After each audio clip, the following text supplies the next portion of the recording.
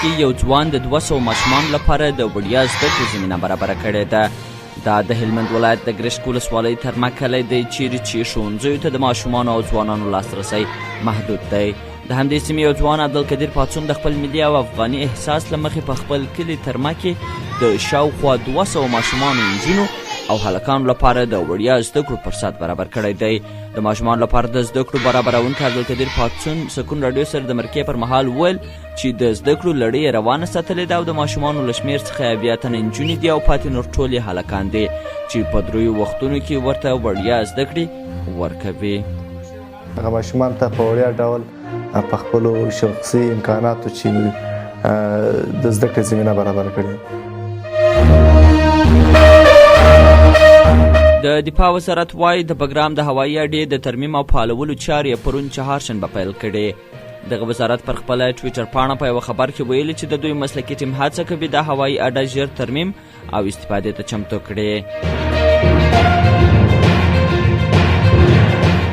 د صنعت او سوداګرۍ وزارت وایي د روان کال په لومړیو 6 میاشتو کې له افغانستان څخه د 19 میلیونه ډالرو په ارزښت جلغوزې بهر ته صادرې شوي دي. که څه هم د افغانستان د جمهوري نظام له پرځېدو وروسته هوایي دهلیزونه بند شوي او بهر ته د صادراتو په تیره بیا جلغوزیو صادرات کم شوي، خو د صنعت او سوداګرۍ وزارت وایي چې د جلغوزیو د صادراتو اندازه په زیاتېدو ده. دا وزارت وایي ژر به 18 ټنه جلغوزي ایټالیا ته صادر شي.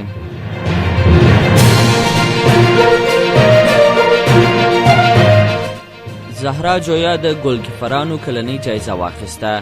د بیل او میلینډا ګیټس بنسټ د 2022 کال د ګولکیپرانو جایزه د افغانستان د خبري ویبپاڼې رخشانه موسسې زهرا جویا ته ورکړه.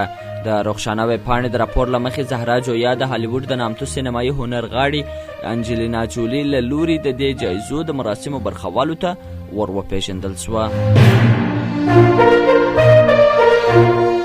د اوکراین ولسمشر ولادیمیر زیلنسکي د ملګرو ملتونو له ځانګړې محکمې وغوښتل چې پر روسیې د عدالت پر بنا سزاوې وضع کړي. زیلنسکي دغه غوښتنه پرون د ملګرو ملتونو عمومي اسامبلې ته د ویډیویي وینا پر مهال وکړه. تر زیلنسکي 2 ساعته مخکې د امریکا ولسمشر جو بایډن د ملګرو ملتونو دغې غونډې ته وویل مسکو په بې شرمانه ډول اصلي اصول نقض کړي دي.